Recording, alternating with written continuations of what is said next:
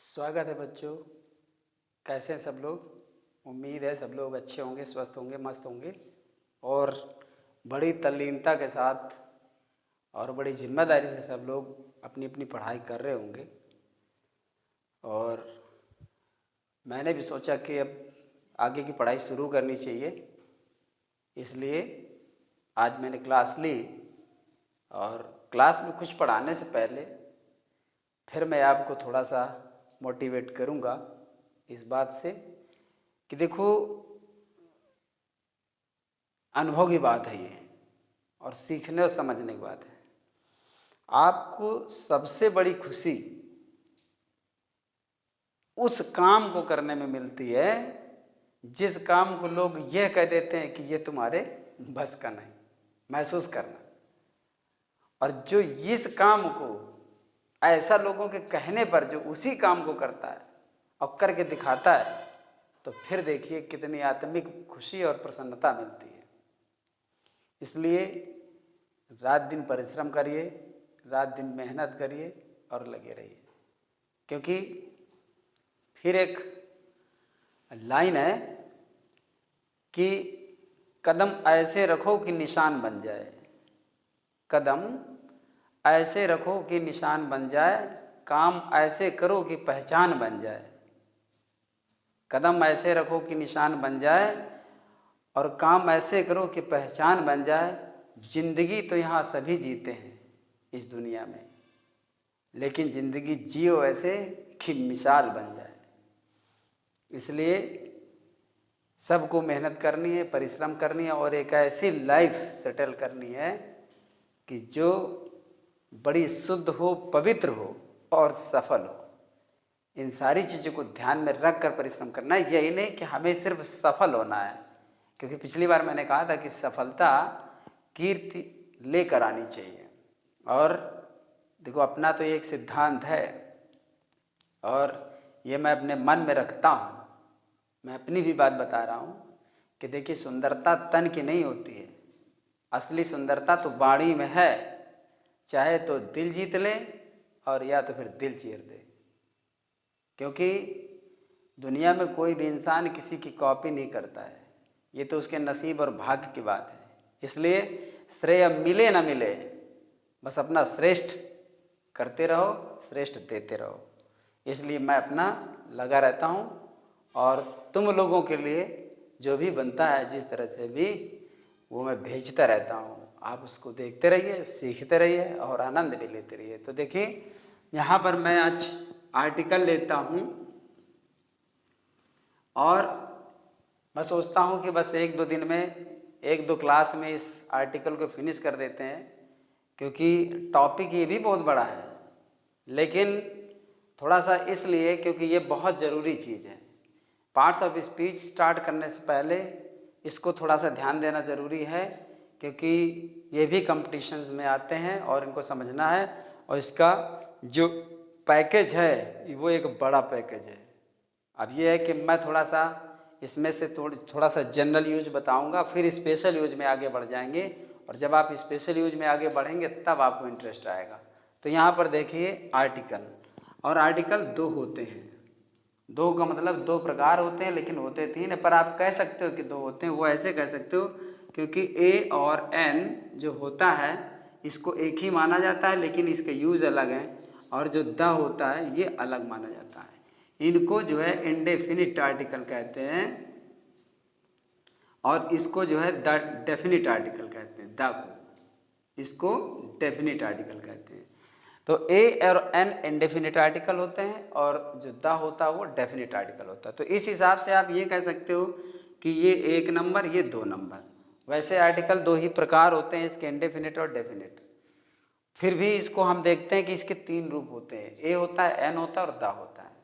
तो अगर समझाने के हिसाब से जब कहा जाए कि नहीं आर्टिकल जो है दो होते हैं, तो कैसे होते हैं, तो ये आप कह सकते हो कि ये ए और एन एक ही सेंस में होते हैं, बस चूंकि इसका यूज थोड़ा सा डिफरेंट होता है और इसका यूज अलग होता है। तो एक ये हो गया दोनों मिला करके, एक ये हो गया, आप कह सकते हो, लेकिन समझा के कह सकते हो। वैसे तो आर्टिकल तीन होते हैं और प्रकार दो होते हैं। इसका यूज जब हम करते हैं तो in the sense of, in the sense of one और एंड एनी, मतलब इसका यूज जो होता है वो वन और एनी के सेंस में होता है, और इसका यूज जो होता है वो होता है in the sense of this and that. इस सेंस में इनका यूज चलता है। इसलिए जानना जरूरी है कि जब हम इसको यूज करते हैं तो किस सेंस में यूज चलता रहता है आगे, तो इसको समझ करके आगे समझने में मदद मिलती है। आर्टिकल को हिंदी में उपपद कहते हैं, ठीक, और ये भी एक पार्ट्स ऑफ स्पीच का पार्ट है। मतलब चूंकि आर्टिकल पहले 8 होते थे, फिर अब इसको भी उसी श्रेणी में रखा गया है, तो उपपद इसलिए मैंने इसको सबसे पहले लिया है, और इसको इस तरह से आगे बढ़ा करके आगे चलेंगे। तो देखिए इसके अगर कॉमन यूज देखे जाए, कॉमन यूज देखा जाए अगर, तो हम इनका प्रयोग यानी ए या एन का प्रयोग देखते हैं। अभी इसको नहीं देखेंगे, अभी इसको देखेंगे सीरियल से। तो ए और एन का प्रयोग हम सिंगुलर काउंटेबल नाउन के साथ करते हैं। सिंगुलर काउंटेबल नाउन का मतलब है कि वो एक वचन हो और साथ में उसको हम गिन सकें। गिनने का मतलब है जैसे हमारे पास वाटर है, ठीक है ना, या ऑयल है, या पेपर है, ठीक, या डस्ट है, ठीक है ना। इनको हम वैसे नहीं काउंट करते हैं जैसे हम कुछ अलग अलग चीज़ों को काउंट करते हैं, जैसे पेन है, बॉयज़ है, स्टूडेंट है, ऐसे हम इनको काउंट कर सकते हैं।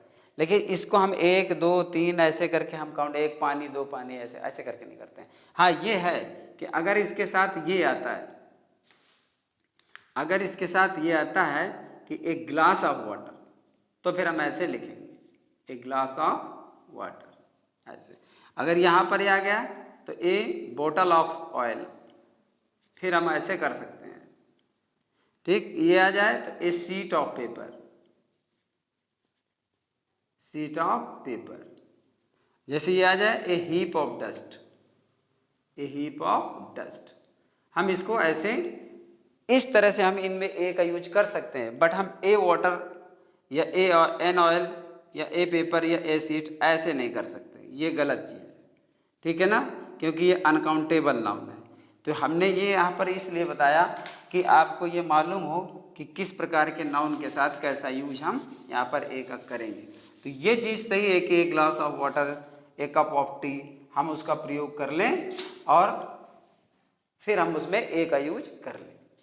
तो यहाँ कॉमन यूज ये है कि जैसे कोई वर्ड कंसोनेंट से यूज होता है, यानी जब हम कोई ऐसे वर्ड्स आते हैं, वर्ड्स, ठीक है, जिनमें कंसोनेंट पहले होता है और कंसोनेंट से स्टार्ट होता है, ठीक, तो उसमें हम ए का प्रयोग करते हैं। ये बिल्कुल कॉमन यूज है, जनरल यूज है, सभी बच्चे इसको जानते हैं। जैसे ए पेन है, ए बुक है, ठीक, ए बॉय है, यानी इस तरह के बहुत सारे हैं, सभी जानते होंगे। तो वहाँ पर ज़्यादा टाइम देने की जरूरत नहीं है, सभी बच्चे इसको जानते हैं। और हम ए का प्रयोग वहाँ पे करते हैं जब कंसोनेंट तो होता है, कंसोनेंट तो होता है, लेकिन उसका इनिशियल लेटर आगे लगा होता है। मतलब कि जैसे कोई वर्ड आ गया और उसका जो अगला लेटर है वो कंसोनेंट है, तो हम उस इनिशियल लेटर को म्यूट करके बोलते हैं। म्यूट का मतलब है कि साइलेंट बोलते हैं। जैसे आपने देखा ओवर है, ठीक है, ऑनेस्ट है, ठीक, ऑनरेबल है, ऑनरेबल है, और भी तमाम ऐसे हो सकते हैं। तो जैसे हम यहाँ पर ये बोलें कि he is an honest man, honest man, ये चीज़ है। तो यहाँ पर देखिए हम बोलते तो हैं, लेकिन ये फर्स्ट लेटर जो होता है कंसोनेंट है, लेकिन हम इस कंसोनेंट को म्यूट करके बोलते हैं। तो अगर ऐसे कोई वर्ड आपके पास आते हैं तो वहाँ पर भी हम एन का यूज कर लेते हैं, ठीक। तो यहाँ पर देखिए जब कंसोनेंट होता है तो कंसोनेंट पी आता है तो ए का यूज ऐसे करते हैं। लेकिन जब हमारा ये भी कंसोनेंट है, ये कंसोनेंट है, लेकिन हम फर्स्ट सिलेबल पर जोर ना दे करके हम वॉवेल पे जोर देते हैं। फर्स्ट सिलेबल का मतलब होता है फर्स्ट लेटर, यानी कि उसको जब हम म्यूट कर देते हैं तो फिर हम तब भी हम एन का प्रयोग कर लेते हैं। तो चाहे जैसे हो, एन आवर हो, एन ऑनेस्ट मैन हो, एन ऑनरेबल पर्सन हो, एन ऑनरेरी पोस्ट हो, या इस तरह के जो भी आते हैं उनके साथ हम एन का प्रयोग करते हैं। इसके बाद एक ऐसा भी होता है जो वोवेल से स्टार्ट होता है, वोवेल से स्टार्ट होगा लेकिन वोवेल जैसा उसका साउंड नहीं होगा। जैसे मान लीजिए आपने लिखा यूनियन, ठीक, यूनियन लिखा तो जो यू हमने पढ़ा वो यू का सेंस दे रहा, ये आप ऐसे भी कह सकते हैं कि यू का सेंस दे रहा। तो जब जिस समय हम इसको ये पढ़ते हैं तो यू यानी कि या, और या एक वोवेल नहीं है, या एक व्यंजन है यानी कंसोनेंट है। तो जब इस तरह के वर्ड आते हैं, चाहे वो यूनिटी हो, चाहे वो यूनिवर्सिटी हो, चाहे वो यूनिट हो, ठीक, मतलब ऐसे चाहे जैसे यूनिक हो, यानी ऐसे जब ये चीज आती है, जैसे यूरोपियन हो, तो इसमें क्या होता है कि ये देखिए वोवेल है लेकिन हम इसको यू बोलते हैं, इन सब को यू बोलते हैं, इन सब को यू बोलते हैं, इन सब को यू बोलते हैं, ये यू बोलते हैं। इसलिए इन सभी के साथ आपका एन एन नहीं आएगा, ठीक, इन सब के साथ आपका ए आएगा। तो ऐसी सिचुएशन में भी हम ए का प्रयोग यहां पर करते हैं। अब आगे देखिए, कुछ ऐसे वर्ड्स होते हैं जो कंसोनेंट से स्टार्ट होते हैं लेकिन उनका प्रोनाउंसिएशन, उनका साउंड जो है वोवेल की तरह होता है। जैसे देखिए यहाँ पर तो अब उनके साथ एन लगता है, जैसे एमपी है, एमएलए है, एलएलबी है, एसडीओ है, एसपी है, एसओ है, ये कितने भी हैं, जैसे एक्सरे है, ये सब में आपका एन लगेगा।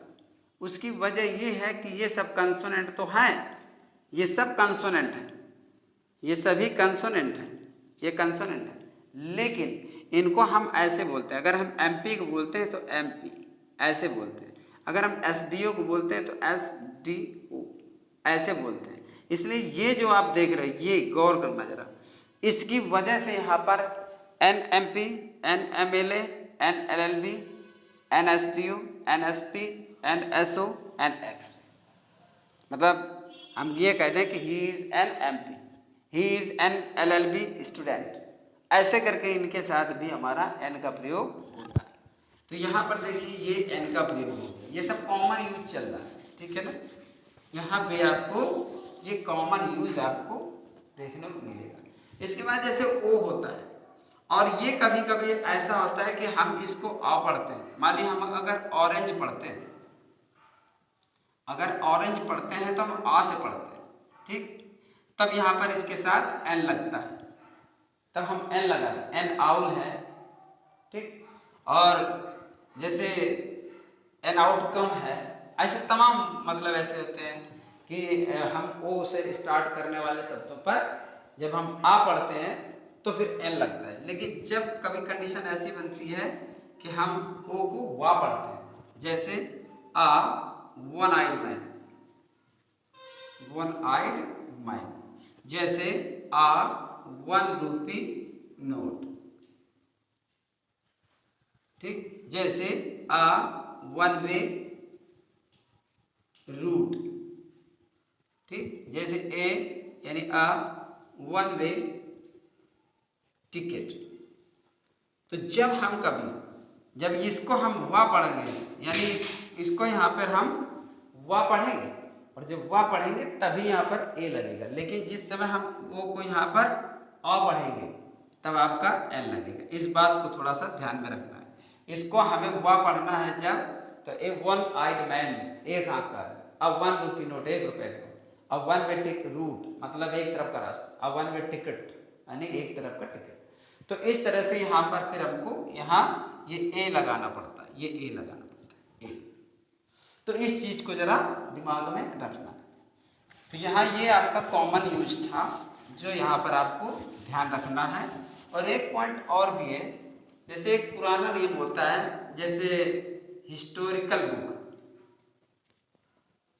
ज्यादातर बच्चों ने इसको देखा होगा, ठीक, तो वहां पर क्या होता है कि एन कभी कभी मिल जाता हो, तो ये आपका एक पुराना नियम, ये काफी पहले का, तो वो इसलिए यहां पर हो जाता है। जैसे होटल, ठीक, एन होटल, ये भी आपको कहीं ना कहीं मिला होगा, तो इसलिए यहां पर एन माना जाता था पहले, क्योंकि इसके फर्स्ट वर्ड पर, जैसे कि पहले उसमें पढ़ा आपने ऑनेस्ट ऑनरेबल है, तो इसके फर्स्ट लेटर पर इसको भी जोर नहीं दिया जाता है, ठीक, इसलिए यहां पर एन हिस्टोरिकल, जैसे बोलेंगे तो एन हिस्टोरिकल बोलेंगे, an historical, an historical book, an historical building ऐसे करके, तो उसमें एन हिस्टोरिकल ऐसे नहीं बोला जाता, तो इसको बोला जाता था ऐसे, एन हिस्टोरिकल बुक।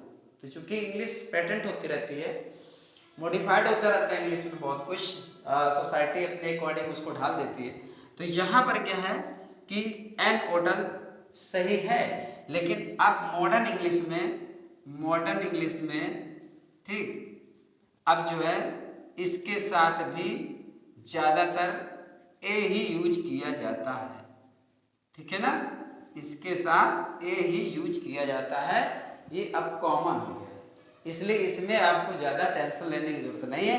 हाँ, ये था कि ये पहले ऐसा था और ये सही भी था, लेकिन चूंकि अब काफी मॉडिफाइड हो जाता है सब कुछ, इसलिए यहाँ पर अब कॉमनली यही यूज किया जाता है। अब हम चलते हैं थोड़ा सा कॉमन से स्पेशल की तरफ, तो कॉमन से स्पेशल की तरफ चलेंगे जब, तो special use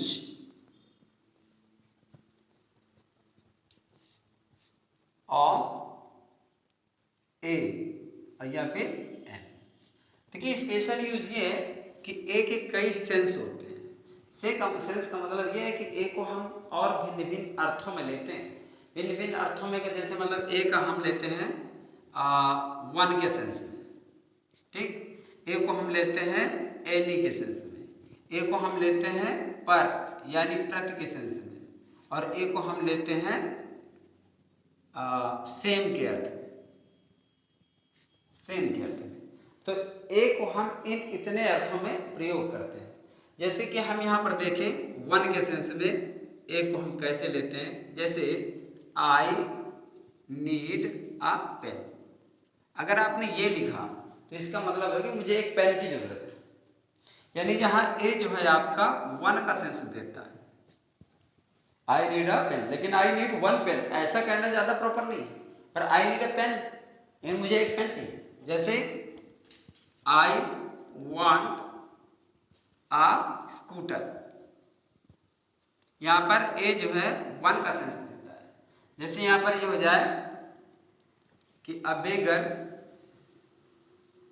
came to my door, एक भिखारी मेरे घर आए, तो यहां पर जो है ए जो है आपका ए का सेंस देता है। तो इस तरह से हम ए को वन के अर्थ में प्रयोग करते हैं, जो कि एक बिल्कुल उचित है और सही तरीका है। तो ए का अर्थ आपका ये वाला हो गया, ए का वन का सेंस हो गया। अब हम क्या करेंगे कि इसको देखेंगे एनी के सेंस में। जब एनी के सेंस में जरा देख लीजिए, जैसे एनी का सेंस मतलब कोई, मतलब जब जो है वो क्या कहता है कि any in the sense of class, in the sense of class का मतलब होता है कि किसी भी ग्रुप या कम्युनिटी को जो है रिप्रेजेंट करता है, प्रतिनिधित्व करता है, मतलब एहसास दिलाता है पूरे ग्रुप का। तो जैसे कैसे कहते हैं कि a cow is a useful animal, ऐसे कर सकते हैं, ठीक। जैसे a dog barks at the strangers, ठीक, ये हो गया।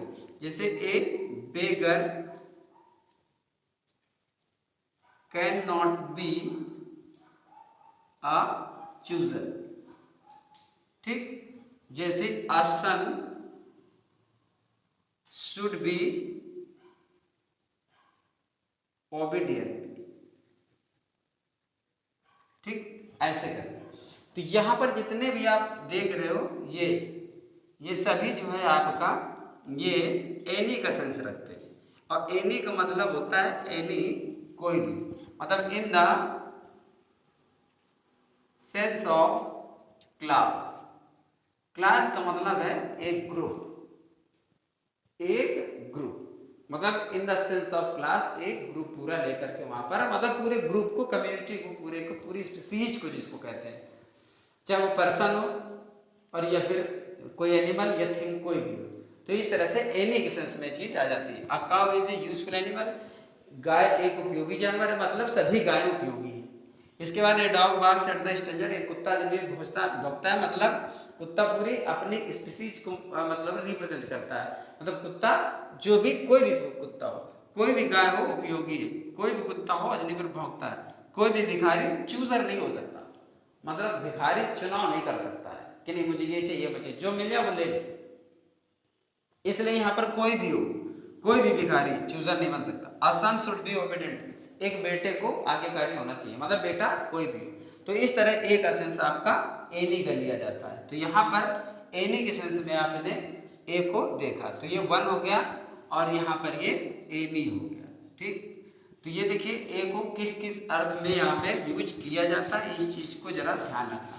अभी आपको ये बेसिक मैं बता रहा हूँ, चूंकि अभी जो एकेडमिक लेवल पर है उनके लिए काफ़ी यूजफुल रहेगा, और कंपटीशन लेवल के लिए आपका अगले वीडियो में स्टार्ट हो जाएगा, जिसे देखना बहुत जरूरी है। अगर ये नहीं पता तो ये भी देख सकते हैं, ऐसा नहीं कि मतलब ये आपके लिए उपयोगी नहीं है, तो सबके लिए उपयोगी। अब पर का मतलब होता है प्रति, प्रति यानी पर यानी प्रति, इसमें क्या होता है, इसमें जैसे प्राइस है, ठीक है ना, रेट है, ठीक है ना, रेशियो है, मतलब इस हिसाब से ये चीज लेके आता है, जिसको हम देखते हैं कि वो इसमें प्रति के अर्थ में लिया जाता है। जैसे हम देख लें कि I bought 2 dozens of bananas 40 rupees a dozen. अब यहां पर देखिए, मैंने 40 रुपये प्रति दर्जन के हिसाब से 2 दर्जन केले खरीदे। तो यहां पर क्या हुआ, ए का मतलब यहां पर का मतलब प्रति दर्जन के हिसाब से। तो यहाँ ए का सेंस पर से, यानी ज्यादातर प्राइस, रेट और रेशियो आदि में इसको लिया जाता है। जैसे हम लिख दें कि this car runs 60 kilometre an hour. तो चूंकि यहाँ पर आवर है, एच है, और यहाँ पर एच साइलेंट रहेगा, ओ से पढ़ेंगे, इसलिए एन यहाँ पर सपोर्ट करेगा। तो यहाँ पर दिस कार रन्स 60 किलोमीटर पर एन आवर, मतलब ये गाड़ी, ये कार 60 किलोमीटर प्रति घंटे की रफ्तार से दौड़ती है। तो इस तरह से यहाँ पर जो एक और एन का सेंस होगा वो प्रति का होगा। जैसे हम कहते हैं कि ही अर्न्स 80,000 रुपीज अ ईयर। इसका मतलब हो गया कि वो जो है वो ही अर्न्स 80,000 रुपीज अ ईयर, वह प्रतिवर्ष 80,000 रुपये कमाता है। तो यहाँ पर ये हो गया कि ये पर का सेंस देता है। जैसे कहते हैं sugar is sold 40 rupees a kilo. तो यहाँ पर हो गया कि चीनी 40 रुपये प्रति किलो बिकती है। तो इस हिसाब से यहाँ पर ए जितना भी आ गया वो पर के सेंस में है, प्रति के सेंस में है, चाहे वो रेट हो या प्राइस हो। तो ये चीज यहाँ पर जो आपने देखा ए का एक ये तीसरा सेंस है जो प्राइस या रेट के सेंस में यहाँ पर प्रयोग किया जाता है। इसलिए इसको भी ध्यान रखना है कि यहाँ पर हमको कभी सेंटेंस मिल जाए तो इस चीज को ठीक है। सेम तो रेयर केसेस में हो जाता है और कोई प्रॉब्लम नहीं है ज्यादा। सेम का अर्थ ये है एक जैसा, एक जैसा के अर्थ में इसका यूज होता है। तो जिसको हम कहते हैं, आपने एक सेंटेंस पढ़ा होगा, birds of a feather flock together. Birds of a feather flock together. तो यहाँ पर ए फीदर और ए का मतलब है यहाँ पे सेम फीदर, यानी जो एक ही तरह के पंख वाले पक्षी होते हैं वो झुंड में उड़ते हैं। तो ये उनकी स्पीसीज की बात है, ये उनके कम्युनिटी की बात है, ग्रुप की बात है। तो वो फ्लॉक बना लेते हैं। तो जब एक ही यहाँ पर एक ही तरह के पंख वाले पक्षी का मतलब होता है जो एक ही नस्ल के या एक ही स्पीसीज के होते हैं, इसलिए यहाँ पर ए फीदर, चूंकि एक ही स्पीसीज के होंगे तो उनके पंख भी एक ही जैसे होंगे, इसलिए यहाँ ए जो है आपका ये सेम का अर्थ देता है, इसलिए इसको मैंने यहाँ पे रखा। अब अगर इसको आप थोड़ा सा दिमाग में अगर रखना चाहते हैं तो बस इस तरह से कर सकते हो, जैसे ए सेम, ए वन और ए एनी और ए पर। तो इस हिसाब से अगर हम देखें तो ये बन गया आपका SOAP, यानी बना आपका SOAP, सॉप मतलब साबुन। तो अगर इस चीज से हमको छोटी सी एक ट्रिक है, अगर ये ट्रिक माइंड में पड़ी रहे तो ये हमें याद रहेगा कि एस से सेम, ओ से वन, ए से एनी और पी से पर के अर्थ में ए का यूज किया जाता है। तो अगर ध्यान रहे तो ये बहुत अच्छी बात है, कोई प्रॉब्लम नहीं है और इसको आप याद रख सकते हैं और ऐसे आपको एक कोई ट्रिक हल्की सी पता रहेगी। अब देखिए एक अर्थ, जब हम प्रॉपर नाउन को कॉमन नाउन में यूज करते हैं, कॉमन नाउन में जब यूज किया जाता है तब की बात है। जब हम किसी प्रॉपर नाउन को, प्रॉपर नाउन मतलब व्यक्तिवाचक संज्ञा को, कॉमन नाउन माने जातिवाचक संज्ञा के रूप में जब हम इसको व्यक्त करते हैं तो उसके सामने भी ए का प्रयोग किया जाता है। जैसे आप देखें, he is a Shylock, Shylock.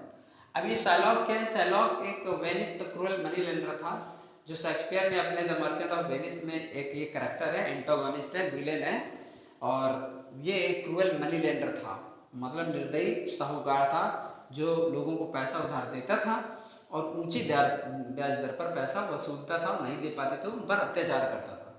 तो अगर कोई शाइलॉक जैसा है, कोई अगर शाइलॉक जैसा है तो फिर हम उसकी हैबिट या उसकी जो भी कुछ है पर्सनल क्वालिटीज, उसको जाहिर करने के लिए हम उसे शाइलॉक कह के बुला सकते हैं।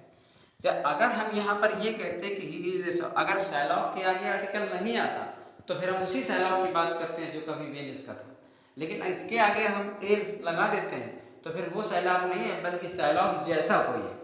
जैसे हम लिख दें कि he is a Vikramaditya, he is a Vikramaditya, और फिर लिख देंगे known for his fairness, fairness लिख सकते हो या जस्टिस लिख सकते हो, तो कुछ भी लिख सकते हो। तो यहाँ पर जब हम इस तरह से देखिए, विक्रमादित्य किसी भी प्रॉपर नाउन के आगे आर्टिकल कोई लगता नहीं, ऐसी सिचुएशन में नहीं लगता, लेकिन जब हम यहाँ लगा देते हैं तो देखो बहुत सारे इसमें रूल्स होते हैं, बहुत सारे रूल्स होते हैं, और उन रूल्स को ही माइंड में रख पाना ही सिंटैक्स है, और वही चीज आप में कही जाती है कि एबिलिटी है, काबिलियत है। तो यहाँ पर क्या है कि ही इज ए विक्रमादित्य, जब हमने ऐसे बनाया तो यहाँ पर अब ये वो विक्रमादित्य नहीं जो कभी उज्जैन में राजा थे, अब तो ये है कि विक्रमादित्य की तरह कोई अपने मतलब फेयरनेस के लिए जाना जाता है, सच्चाई के लिए जाना जाता है, शुद्धता के लिए जाना जाता है, अपने न्याय के लिए जाना जाता है, तो वो भी विक्रमादित्य की क्वालिटी में आता है, यानी विक्रमादित्य जैसा ही है। तो यहाँ पर हम उसको कह सकते हैं, एक मिसाल देने के लिए, एक ये पूरा जो सेंस होता है ये जो है कंपैरिजन होता है। कंपैरिजन को होता है मतलब जब हम किसी भी व्यक्ति की कंपैरिजन किसी लैंडमार्क से करते हैं जो हिस्ट्री का कोई भी रहा हो या फेमस रहा हो, तो जब हम उससे करते हैं तो उसको नॉर्मली हम ए यूज करके ही कर सकते हैं। तो जब हम ऐसा करते हैं तो यहाँ पर ये चीज आर्टिकल का प्रयोग हो जाता है।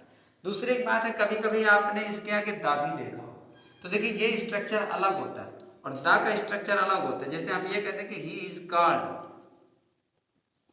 The Shylock of the society.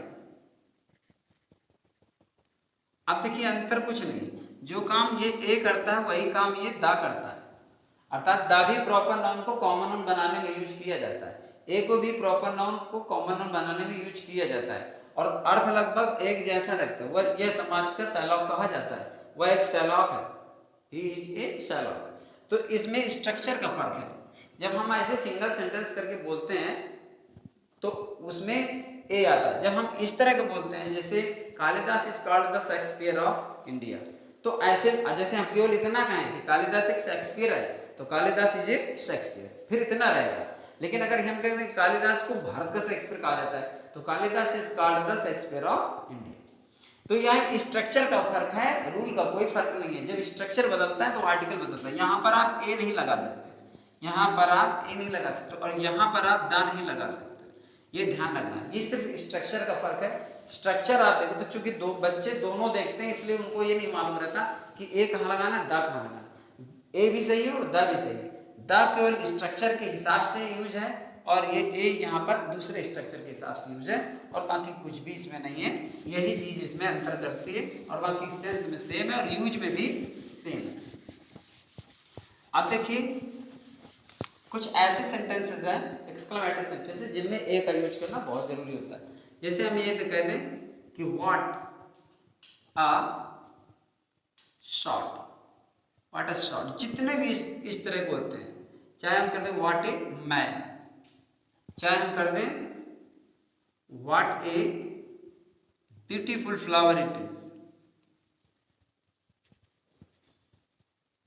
Flower it is, ठीक, ऐसे करके। तो जितने भी इस तरह के आते हैं उसमें से हम ए का यूज करते हैं एक्सक्लेमेटरी सेंटेंसेस में। जैसे हम ये कहते हैं कि what a beautiful day it is, what a beautiful day it is या what a pleasant day is, मतलब कुछ भी हम कर सकते हैं। What a pleasant day it is ऐसे करेंगे तो यहां पर आपको ध्यान देना पड़ेगा, यहां पर आपको ए लगाना पड़ेगा, ये निश्चित है। लेकिन इसमें थोड़ा सा ध्यान रखना पड़ेगा कि इसमें व्हाट अ ब्यूटीफुल थोड़ा सा अंतर है। ब्यूटीफुल डे अगर इज इट कर दिया, ये तो मैं ऐसे जनरली बता रहा हूं, तो ये आपका एक्सक्लेमेटरी सेंटेंस नहीं है। मतलब यहां पर थोड़ा सा अंतर होगा। What a beautiful day is it ऐसे करके अगर कहता है वो तो यहाँ पर थोड़ा सा अंतर है। जिससे यहाँ पर इज अगर पहले आता है तो अब ये कह दिया कि what beautiful day is it, मतलब ये दिन कितना सुंदर है। ये पूछ रहा है ये दिन कितना सुंदर है, बहुत है या कम है, लेकिन ये कह रहा है कि दिन कितना सुंदर है, मतलब सरप्राइज करता है सिर्फ इसको डाइवर्ट करने पर। और एक और है जैसे what fool, what fool will believe it. अब ये इंट्रोगेटिव सेंटेंस है, यहां पर ए नहीं लगेगा, यहां पर ए नहीं लगेगा।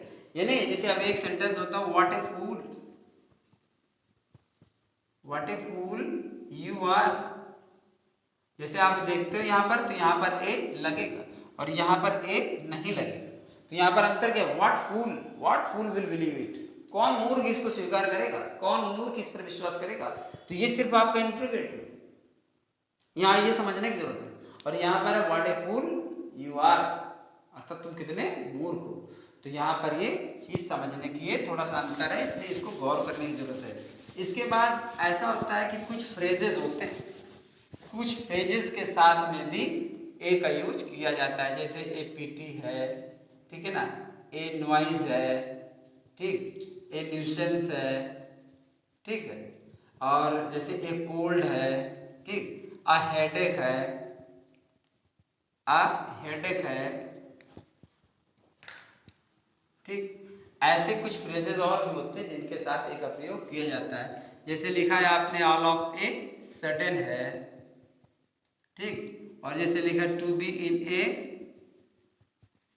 हरी है, ठीक, और जैसे to be in a rage है, ठीक, जैसे इन ए फिक्स है, इन ए डिलेमा है, ठीक, जैसे एज ए रूल है, जैसे एट ए कॉस्ट है।